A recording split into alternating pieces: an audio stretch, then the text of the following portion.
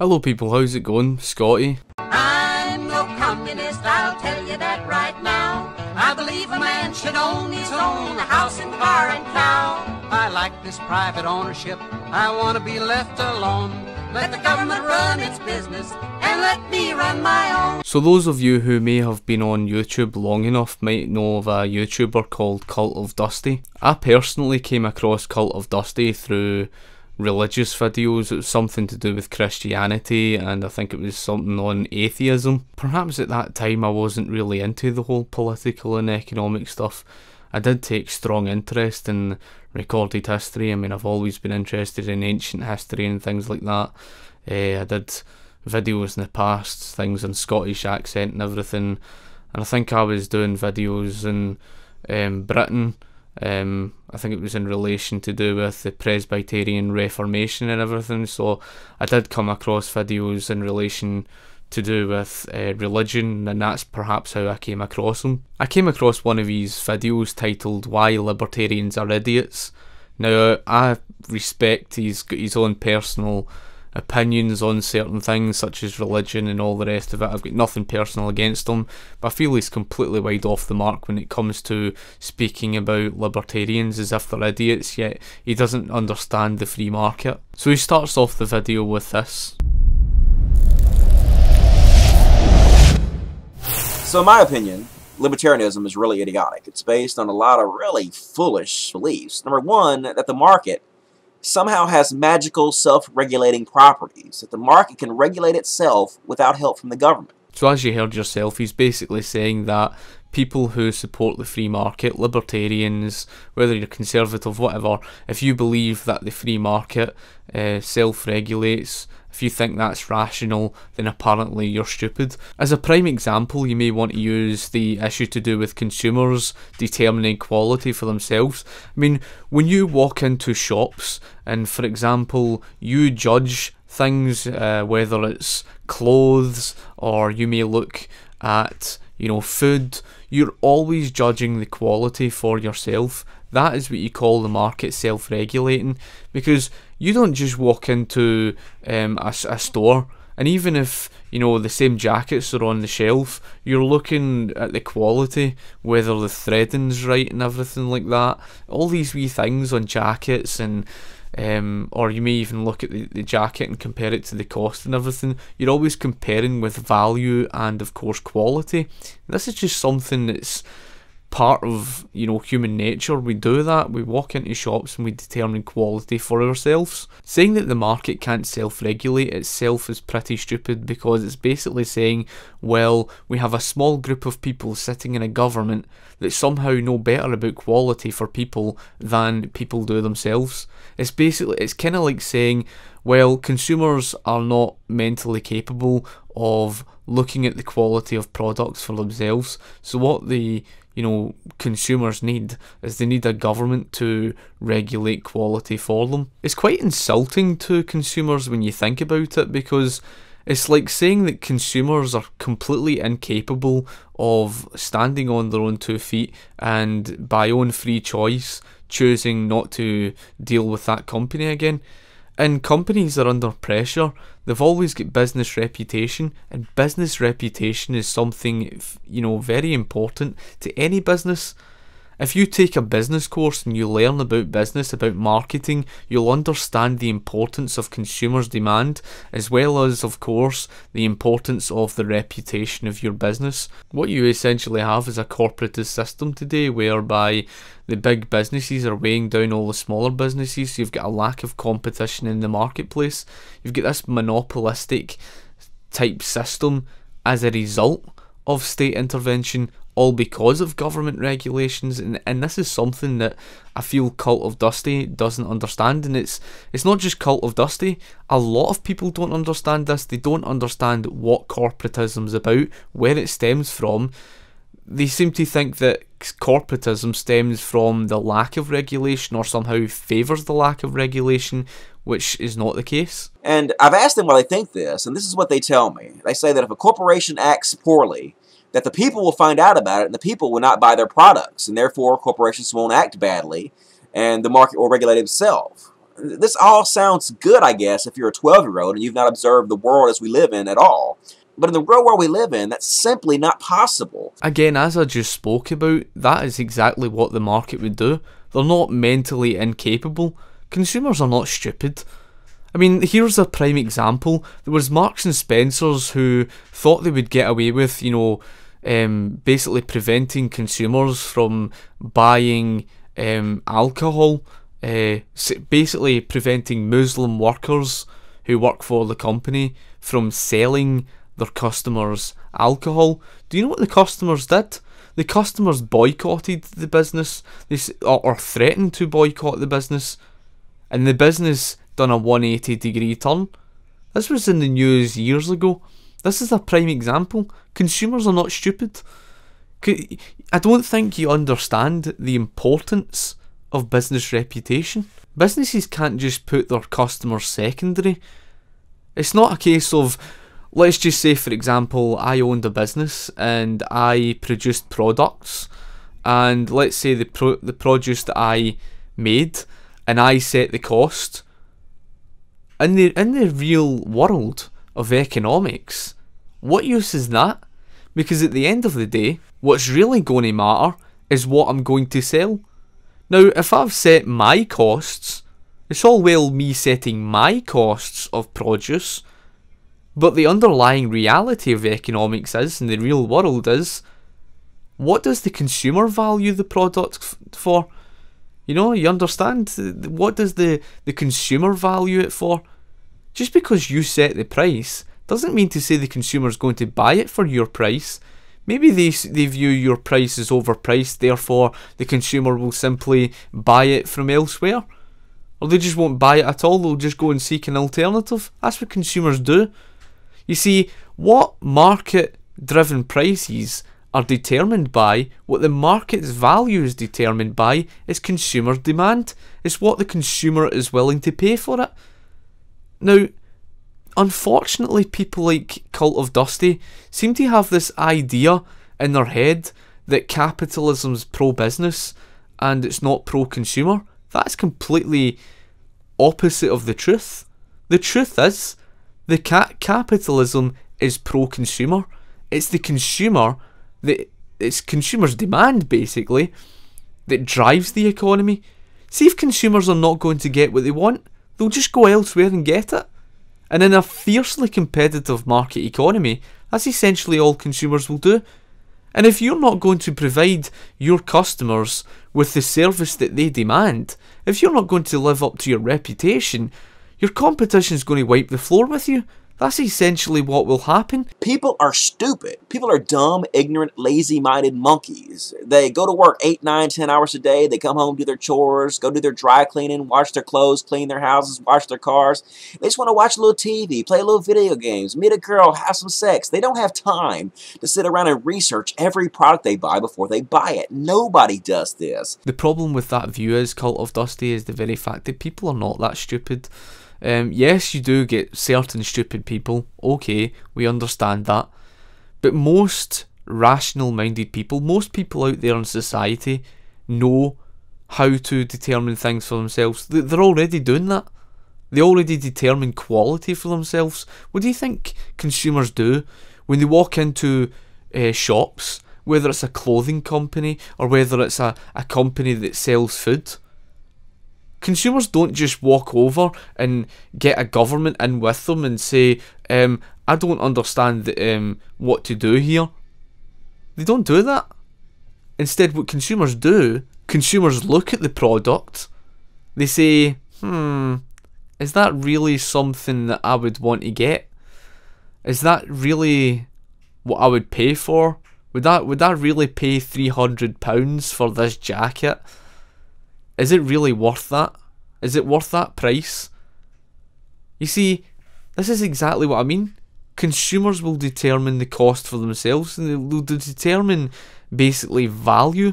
That's the underlying reality. And this is what I mean. People don't seem to understand this. It's the consumer that basically drives the economy. So yes, that's the real world. People aren't that stupid. You know, when you walk into a grocery store, and you look at apples or the quality of tomatoes or bananas, you judge the quality for yourself. You don't just pick up any old bananas unless you're that lazy and just throw it in the basket. That's not the case. In most cases, most, rational-minded people will do that for themselves, and if they don't, that's their own fault. If they go home with rotten apples just because they picked up any old apples, that was their own fault for not looking at them. They should have looked at them in the first place. and even if they do make that mistake, they learn from their mistakes. And then you have the issue where maybe they got something that's, really bad that the business is selling. What does the consumer do? The consumer thinks to themselves, look, I'm not going to shop there anymore. I'm just going to go elsewhere and get it. And trust me, the competition will step in and offer better. Why? Because the competition wants to beat their other competitor. You understand? And that's evident if you just look at companies like BP. How much oil did BP dump into our oceans? And they had the highest profit margins they've ever had. So the thing is, Cult of Dusty, you did say something along the lines to do with BP causing that mess. But the thing is that you completely ignore is the fact that BP had paid for their damages. Nothing's perfect in this world. I don't believe any company's perfect in this world, and in the oil industry, it's something that's a very dangerous industry, and mistakes can happen. We do understand this.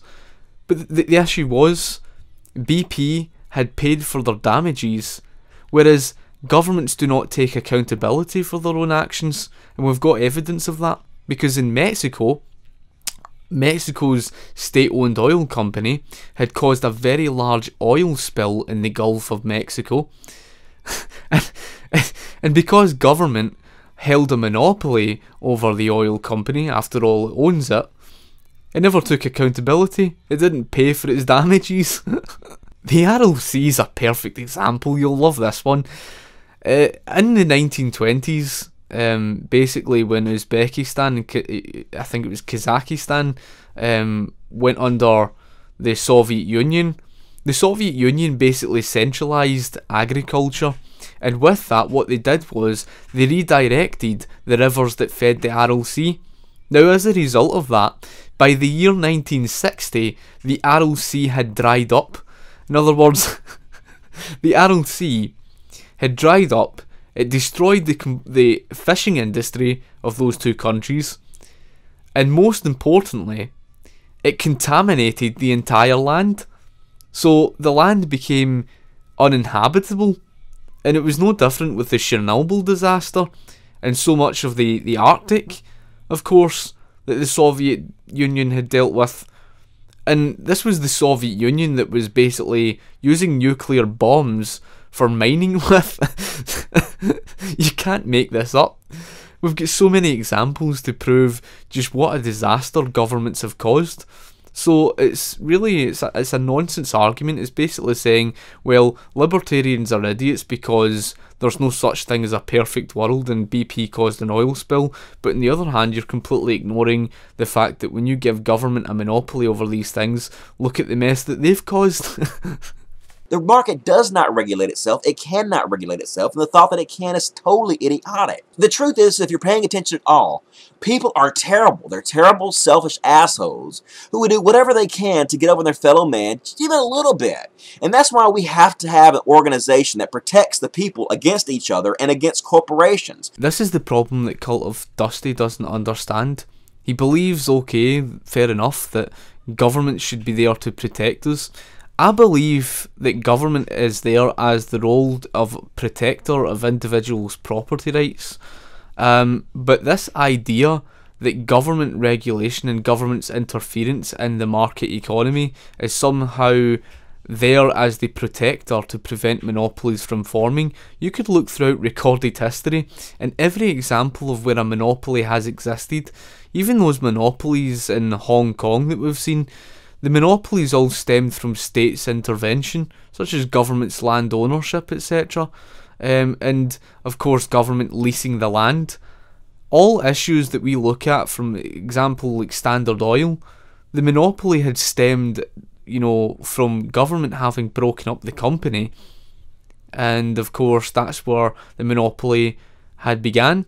Of course, another example was the De Beers Group, where a monopoly had formed because of, you know, state intervention. But it's this idea that somehow we can have this mixed economy and that is what's going to protect us from corporatism. And this is the thing, the free market is the only thing that can stop that. The free market is fiercely competitive. It's competition in the marketplace and consumers' choice that basically prevents monopolies from forming. Against unbridled capitalism, because when you have unbridled capitalism, you have everything is broken down into a dollar sign. That means every one of your lives is broken down to a dollar sign. And there are people that will break your entire life down into a dollar sign in a heartbeat and not think anything of it if you let them. That's why you have to heavily regulate these corporations to make sure they're not feeding on our society. People are always complaining that corporations have bought our government. The reason that they're allowed to do that is not because of too much regulation, it's because of too little regulation. There should be so much regulation against corporations lobbying our government that there's no way they could do it. Standard Oil is a perfect example that we can look at, and I did of course put it in the video on corporatism, which you can watch on cronyism. Now, it's a useful video because I've went more into depth about what corporatism is, where it stems from and everything like that, and I feel this is very important and it's in relation to this argument. Now, I'm not going to cover all of that here because I've already covered it, but Standard Oil was forced to continue on driving down their costs, and I've gave that argument in that video. So it's a nonsense argument to say, well, the lack of government regulation is actually what's basically causing the corporatists, or shall I say cronyism, with all these monopolies, etc. It's the regulation that you're arguing for. That's what the big corporations are lobbying for. That's what they're doing. They're lobbying politicians for more regulations to stamp out the competition. They're not lobbying for less.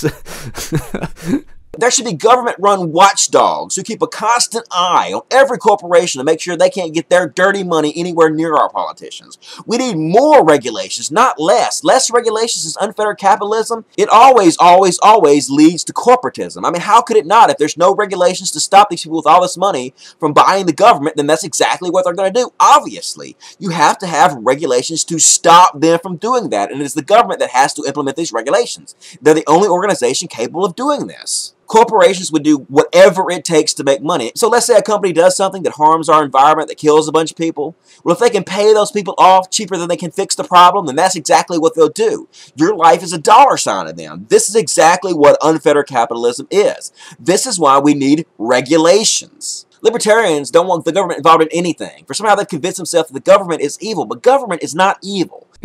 The thing is, Cult of Dusty, when you talk about government isn't evil, well, you tell me what is moral about thieving from the people and basically taking our individual rights away from us. Basically taking our individual rights away from us and threatening us with the jail if we don't pay the tax. That's what they're doing. They're basically threatening us. Do you not realise that the word contribute denotes voluntarism? That's essentially what the word contribute denotes. Contribute denotes voluntarism. Can you please point to me the voluntarism in people paying tax money to a government? They don't.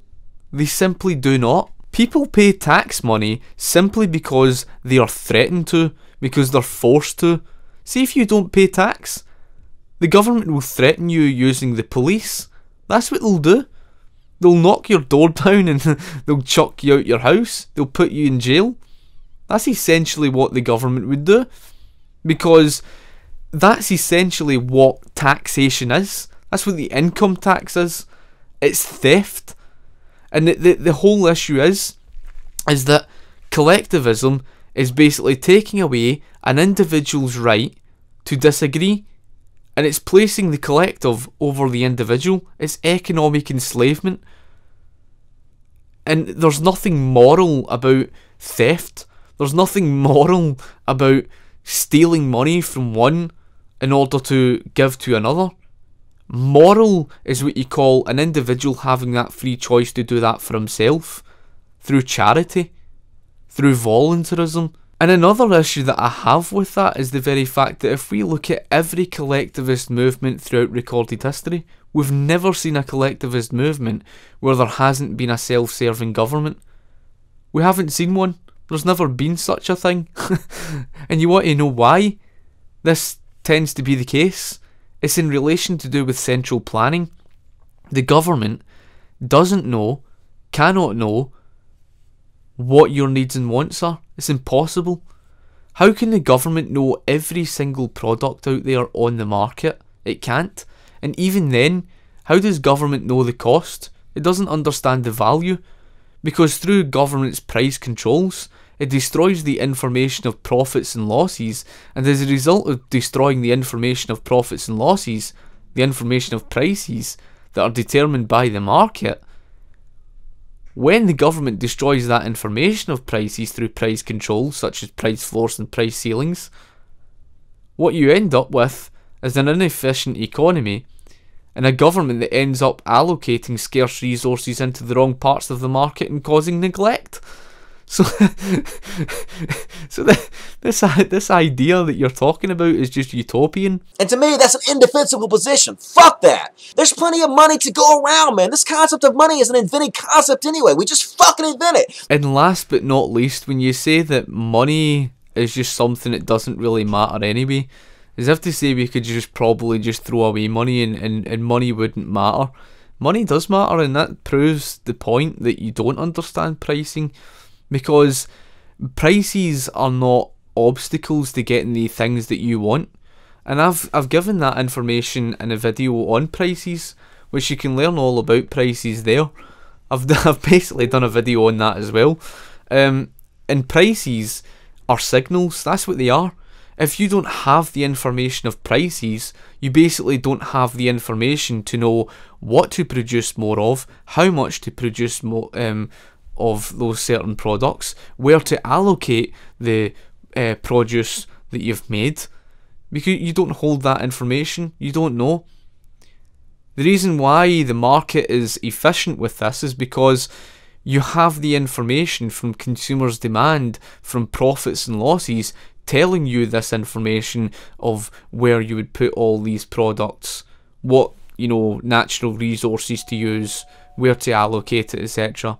So that's essentially the information that you're getting from prices. Prices are, you know, valuable information to allow you to allocate scarce resources. Without prices, you're screwed. So anyway, folks, I hope you've enjoyed the video, and I shall talk to you later. Cheers.